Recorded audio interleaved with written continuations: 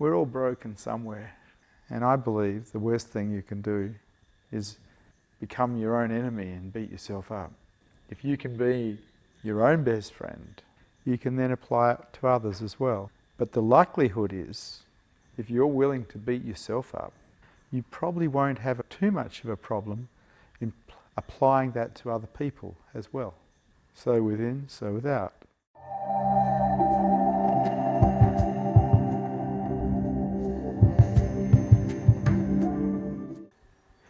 So the human condition is that we're quite faulty.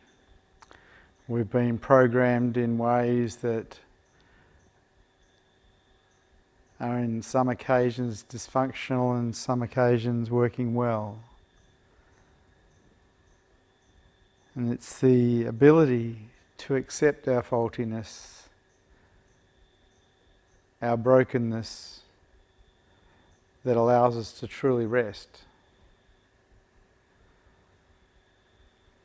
To just be tenderly okay with what we are, how we are,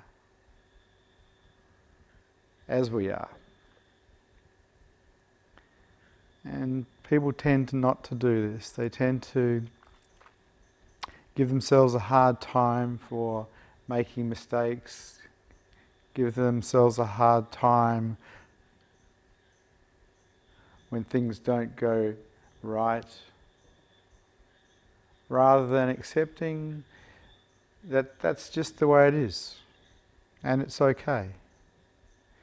It's okay to be wrong, it's okay to get it wrong, it's okay to be faulty, it's okay to be broken, it's okay to be wounded, it's okay. In that okayness we can rest.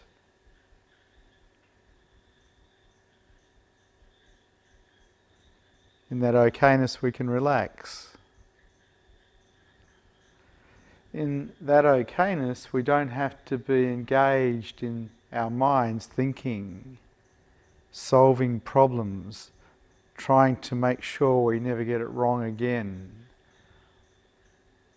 analysing, which is basically just another form of dreaming. In being okay we can just rest. And it's lovely to rest. And no matter who you are, from time to time, you're going to get it wrong. You're going to make mistakes. You're going to do the wrong thing. Humans are faulty. It's okay. The world might not agree with you. The world might give you a hard time. But at least you can be on your own side. At least you can be your own best friend. And be gentle and tender with yourself. A lot of us have been programmed to beat ourselves up when we get it wrong, when we do the wrong thing, in order to motivate ourselves not to do that again. We've internalized an exterior bully. And this is probably one of the worst things we could have done, really. It's bad enough having bullies on the outside without internalizing one.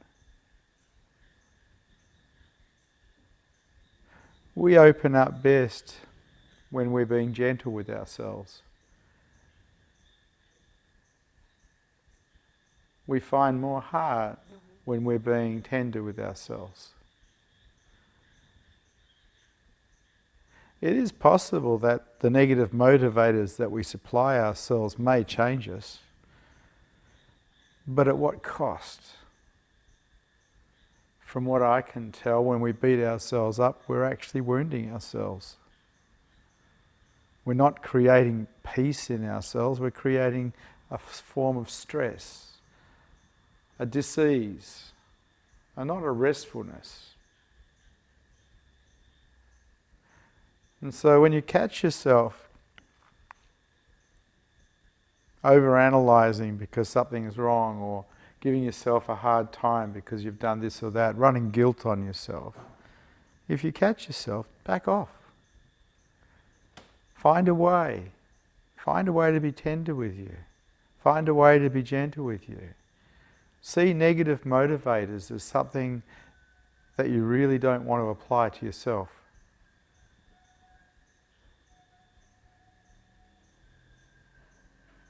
Be your own best friend.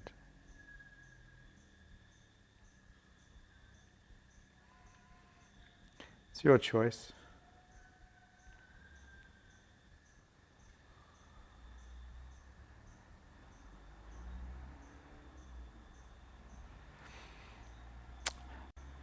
I was fortunate enough to learn this when I was relatively young,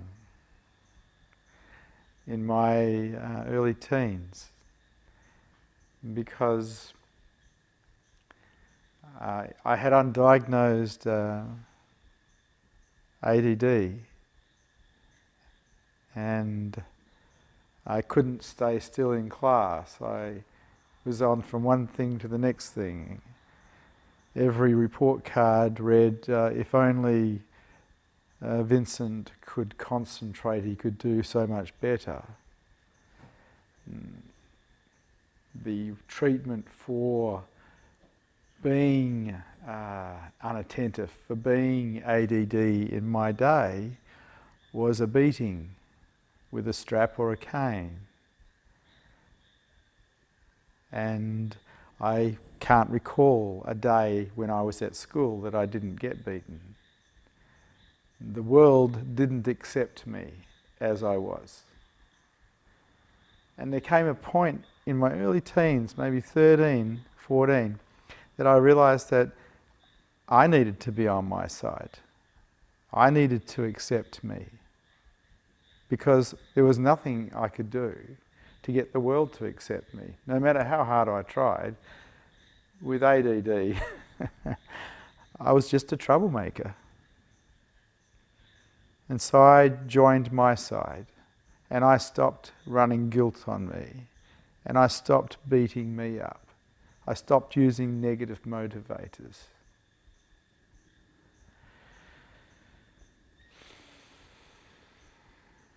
It also turns out that I had dyslexia, and I still do. Such is life. I was born with it. But it wasn't diagnosed, so I ran into a lot of trouble at school.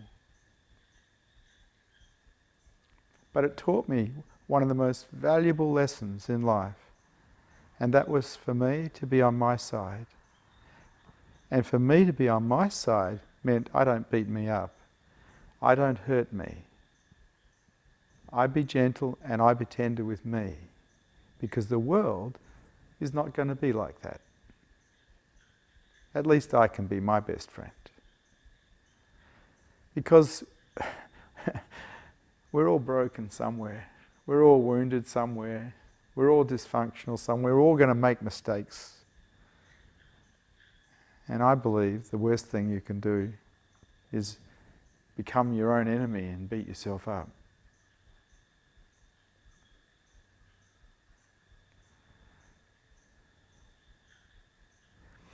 If you can be your own best friend, if you can be that tender with you and gentle with you when you get it wrong, you can then apply it to others as well. It can extend outwards. But the likelihood is, if you're willing to beat yourself up, if you're willing to bully yourself, you probably won't have too much of a problem in applying that to other people as well. So within, so without. And as you see your own brokenness, as you see your own dysfunction, your own mistakes, your own errors, and as you see them from a place of compassion and kindness and gentleness and tenderness, you then start to see others that way also. So that extends outwardly also. I think it was Jesus who said, "He who hath not sinned, cast the first stone."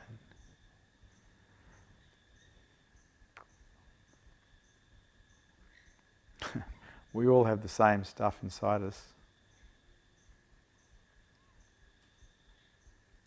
If you can accept you fully in tenderness, you can love you fully in tenderness.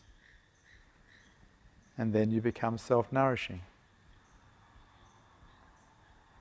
If you don't like you, if you don't accept you, if you beat yourself up, it's going to be a little difficult to be self-loving, self-nourishing. And it's up to you, because you're going to create your reality. Nobody's going to do it to you. You are totally responsible for how you treat you. And of course, you are totally responsible for how you treat others.